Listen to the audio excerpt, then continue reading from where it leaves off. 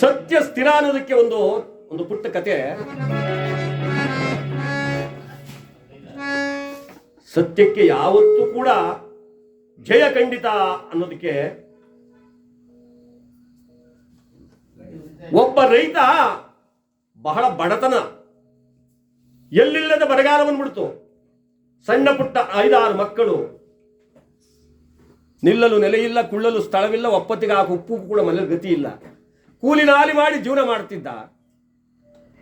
ಜೀವನವನ್ನು ಸಾಗಿಸಲು ಸಾಧ್ಯವಾಗದೆ ಬರಗಾಲ ಬಂದ ದೆಸೆಯಿಂದ ಹೆಂಡತಿಗೆ ಹೇಳ್ತಾನಂತೆ, ದೇವಿ ಈಗ ನಾ ಮಕ್ಕಳನ್ನ ಸಾಕಕ್ಕಾಗಲ್ಲ, ಅನ್ನವಿಲ್ಲದೆ ಮಕ್ಕಳೆಲ್ಲ ಮೃತಪಡಬೇಕಾಗುತ್ತೆ, ನಾವು ಕೂಡ ಸಂಕಟಕ್ಕೀಡಾಗ್ಬಿಡ್ತೀವಿ. ನಾನು ಎಲ್ಲಿಯಾದರೂ ದೂರ ದೇಶಕ್ಕೆ ಹೋಗಿ ಸ್ವಲ್ಪ ಹಣವನ್ನು ಸಂಪಾದನೆ ಮಾಡ್ಕೊಂಡು ಬರ್ತೀನಿ, ಅಲ್ಲಿನವರೆಗೂ ಹೇಗೋ ನೀನು ಮಕ್ಕಳನ್ನು ಜೋಪಾನ ಮಾಡ್ಕೋ. ಹಾಗೆ ಆಗಲಿ ಸ್ವಾಮಿ, ನೀವು ಹೇಳುವ ಮಾತು ಕೂಡ ಸತ್ಯವಾಗಿದೆ.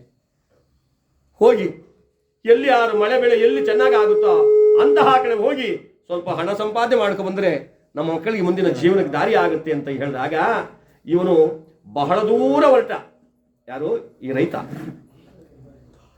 ಆ ಬಡ ರೈತ ಅಲ್ಲೆಲ್ಲ ಹುಡುಕಾಡಿ ತಡಕಾಡಿ ಕೂಲಿನಾಲಿ ಸಿಕ್ಕ ಕಡೆ ಎಲ್ಲ ಕೂಲಿ ಮಾಡಿ ಸ್ವಲ್ಪ ಸ್ವಲ್ಪ ಹಣವನ್ನ, ದವಸವನ್ನ, ಧಾನ್ಯವನ್ನ, ಭತ್ತ, ರಾಗಿ, ಕಾಳು ಕಡ್ಡಿ ಎಲ್ಲವನ್ನ ಒಂದು ಕಡೆ ಶೇಖರಣೆ ಮಾಡ್ಕೋತಾನೆ. ಹೀಗೆ ದೊಡ್ಡದಾಗ್ತಕ್ಕಂಥ ನಮ್ಮ ಮಾಗಡಿ ಅಂತ ಒಂದು ಗ್ರಾಮ. ಇಂಥ ಪುಣ್ಯಾತ್ಮರು, ಶ್ರೀಮಂತರು, ತಮ್ಮ ಹೆಸರೇನು ಗೊತ್ತಾಗ್ಲಿಲ್ಲ, ನಮ್ಮ ಶ್ರೀನಿವಾಸಣ್ಣ ಅಂತವರು ಹಿಂಗೆ ಕೂತಿದ್ರು.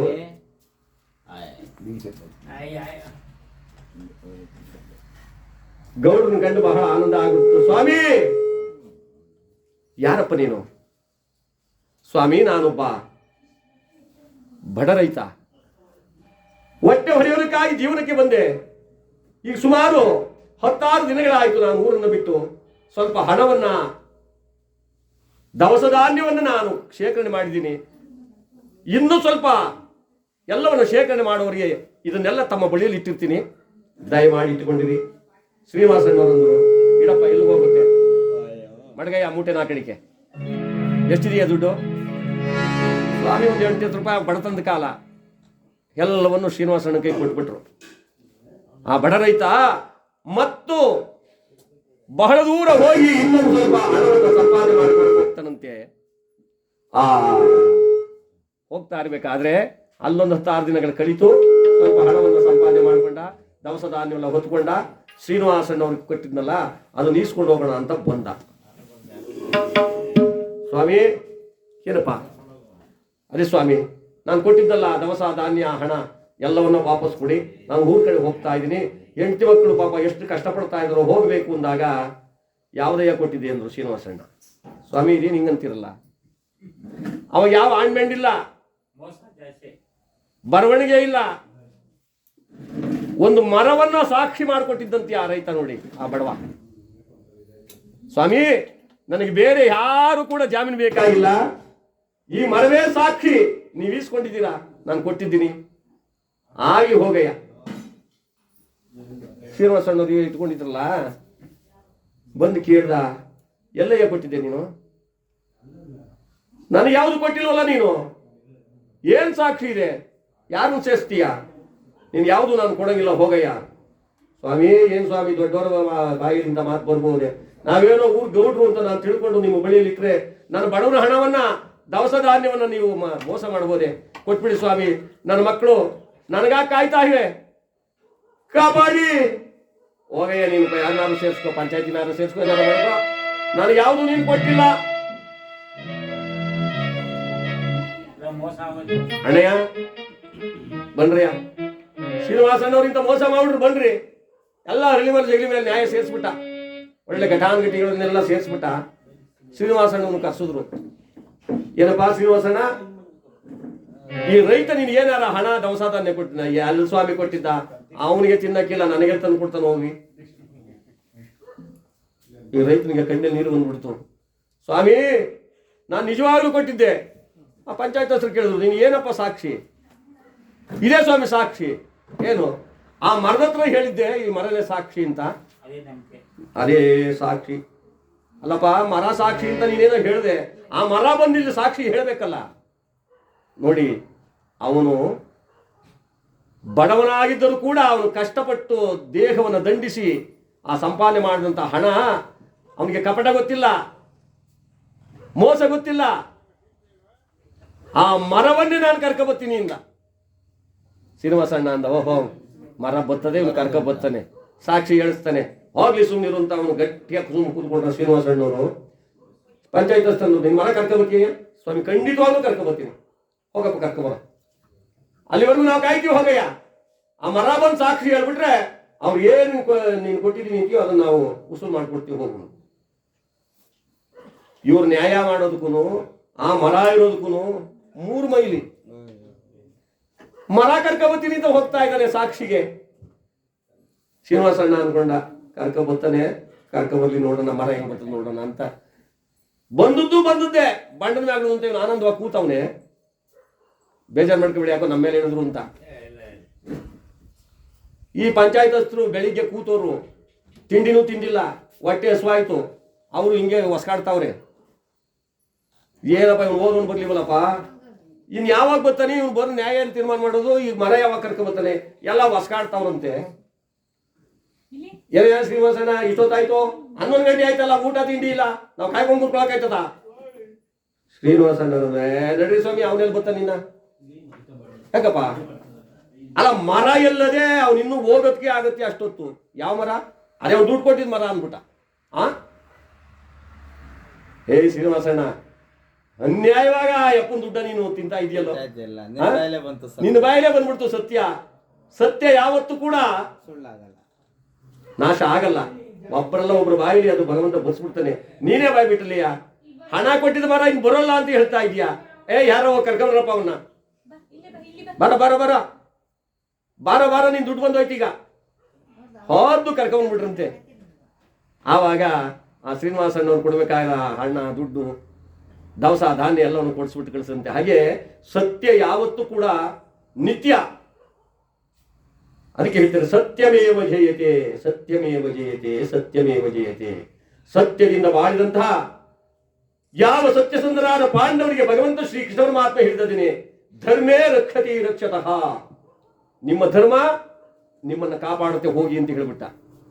ಆ ಧರ್ಮದಿಂದಲೇ ಕೂಡ ಆ 12 ವರ್ಷ ವನವಾಸ, 1 ವರ್ಷ ಜ್ಞಾತವಾಸವನ್ನು ಮುಗಿಸಿ ಎಲ್ಲರೂ ಒಂದೆಡೆ ನಿಂತು ಪರಮಾತ್ಮನನ್ನು ಬೇಡಿಕೊಂಡಾಗ ರಾಜ್ಯವನ್ನು ಎಂದಿಗೂ ಭಾಗ ಮಾಡೋದಿಲ್ಲ ಅಂತ ಹೇಳಿ ಘೋರವಾದ ಮಹಾಭಾರತ ಕುರುಕ್ಷೇತ್ರದ ಯುದ್ಧ 18 ಕೋಟಿ ಸೈನ್ಯದ ಮಧ್ಯದಲ್ಲಿ ನಿರಾಯಾಸವಾಗಿ 7 ಹೆಸರಿಲ್ಲದಂತೆ ಆ 21ನೇ ದಿವಸಕ್ಕೆ ಸರ್ವನಾಶವಾಗಿದೆ ಕೌರವರ ವಂಶ.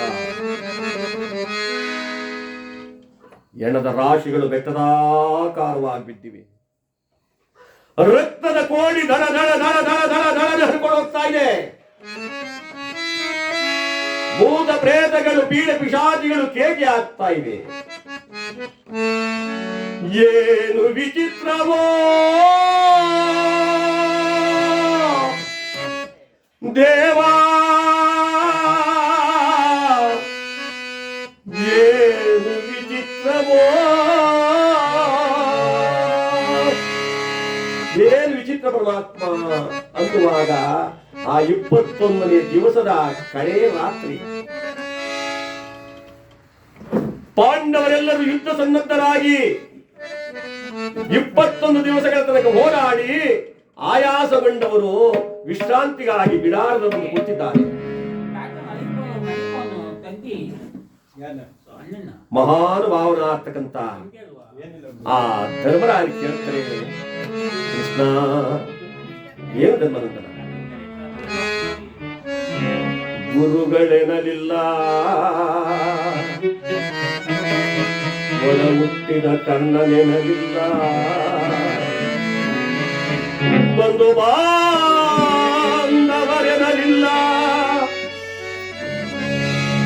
ಎಲ್ಲರನ್ನು ಕೊಂದೆವಲ್ಲೋ ಕೃಷ್ಣ.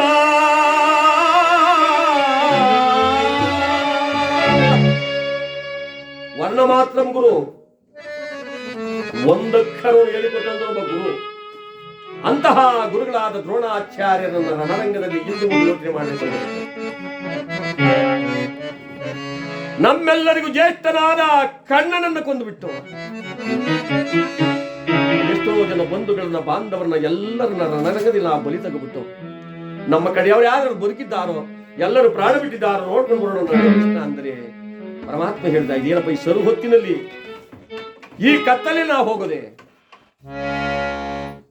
ಆಗಲಿ ಅಂತ ಹೇಳಿ ಬೆಳಕಿಗಾಗಿ ಒಂದು ಕೊಳ್ಳಿಯನ್ನು ಹಚ್ಚಿಕೊಂಡು ಭೀಮಾರ್ಜುನಾದಿಗಳನ್ನ ಬೆಂಗಾವಲು ಕರ್ಕೊಂಡು ಆ ಮಹಾಭಾರತ ಕುರುಕ್ಷೇತ್ರ ಯುದ್ಧ ನಡೆದಂಥ ಸ್ಥಳಕ್ಕೆ ಆ 12 ಗಂಟೆ ರಾತ್ರಿ ಸಮಯದಲ್ಲಿ ಬರ್ತಾ ಇದ್ದಾರಂತೆ. ಧರ್ಮರಾಯರು ಆ ರಣರಂಗದ ಮಧ್ಯಭಾಗ ನಿಂತುಕೊಂಡು ಸುತ್ತಲೂ ನೋಡುತ್ತಾರಂತೆ. ನೋಡಿದರು ಎಣದ ಮಯವೇ ಕೃಷ್ಣ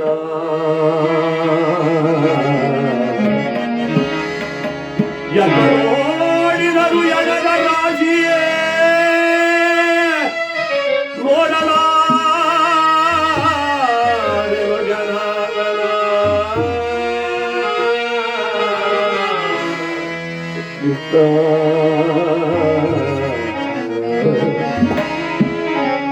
ಯಾವ ಕಡೆ ನೋಡು ಎಣದ ರಾಶಿ, ಯಾವ ಕಡೆ ನೋಡು ಕೂಡ ತಂದೆ ತಾಯಿಯನ್ನು ಕಳೆದುಕೊಂಡ ಮಕ್ಕಳ ಕೂಗು, ಸತಿ ಪದಿಯನ್ನು ಕಳೆದುಕೊಂಡ ಸತಿಯರ ಕೂಗು ಎಲ್ಲೆಲ್ಲೂ ರೋದನೆ ಕಾಣ್ತಾ ಇದೆ. ಯಮರಾಯ ರಕ್ತದ ಮಡುವಿನಲ್ಲಿ ಹಿಡಿಯುತ್ತಾ ಆ ಎಣದ ರಾಶಿಯನ್ನ ದಾಟುತ್ತಾ ಮುಂದೆ ಮುಂದೆ ಹೋಗ್ತಾ ಇದ್ದಾರಂತೆ. ಅಲ್ಲೊಂದು ದೊಡ್ಡದಾದ ಎಣದ ರಾಶಿ, ಆ ರಾಶಿಯಲ್ಲಿ ಒಬ್ಬ ಸೈನಿಕ ಸಿಕ್ಕಾಕೊಂಡಿದ್ದಾನೆ.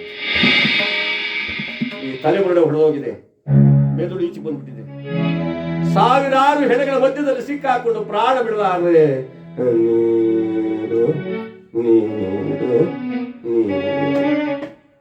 ಧರ್ಮರಾಯ ನೋಡ್ಬಿಟ್ರು. ಅಯ್ಯೋ ಭೀಮಸೇನ, ಯಾರೋ ಪಾಪ ಪ್ರಾಣ ಬಿಡಲಾರದೆ ನೀರು ನೀರು ಅಂತ ಸಂಕಟ ಪಡ್ತಾ ಇದ್ದಾರೆ, ಹೋಗಿ ಸ್ವಲ್ಪ ನೀರು ತೆಗೆದುಕೊಂಡು ಬಾ, ಇವನು ಪ್ರಾಣ ಉಳಿಸೋಣ ಅಂದ್ರೆ ಆ ಭೀಮಸೇನ ಅಂದ, ಅಗ್ರಜ, ನಾನು ಈ ಕತ್ತಲಿನ ಜಲವನ್ನು ಎಲ್ಲಿ ಹುಡುಕಿಕೊಂಡು ಹೋಗ್ಲಿ? ಒಂದು ವೇಳೆ ಜಲವನ್ನು ತಂದು ತರಬಹುದು, ಆದ್ರೆ ಅವನು ನಮ್ಮ ಕಡೆಯವನಾದ್ರೆ ಸರಿ, ಆ ಗೌರವನ ಕಡೆಯವನಾದ್ರೆ ಶತ್ರುವಿಗೆ ಉಪಕಾರ ಮಾಡುವುದು ಅಣ್ಣ ನನ್ನ ಕೈಲಾಗಲ್ಲ ಅಂತ. ಛೀಪಾಪಿ ಮನುಷ್ಯ ಈ ಪ್ರಪಂಚವನ್ನು ಬಿಟ್ಟು ಹೋಗುವಾಗ ನಮಗೆ ಶತ್ರುಗಳ್ಯಾರು, ಮಿತ್ರರ್ಯಾರು, ಹಿತರ್ಯಾರು, ಅಹಿತರ್ಯಾರು, ಯಾರಿಗೆ ಯಾರಪ್ಪ? ಧರ್ಮ ಅಧರ್ಮದ ವಿಚಾರವನ್ನು ತಿಳಿಯದೆ ಮಾತನಾಡ್ತಾ ಇದೆಯಲ್ಲ ಭೀಮಸೇನ. ಸಲಗಿದೊಡೆಯನ್ನ ದುರ್ಭಿಕ್ಷದಲ್ಲಿ ಸಲಗಿದವನ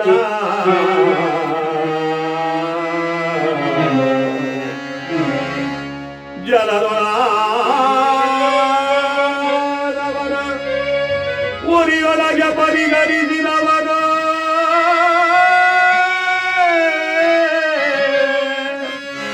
ಮರೆದವನಿರಿವನೈ ಘೋರಾಂಧ ನರಕದಲ್ಲಿ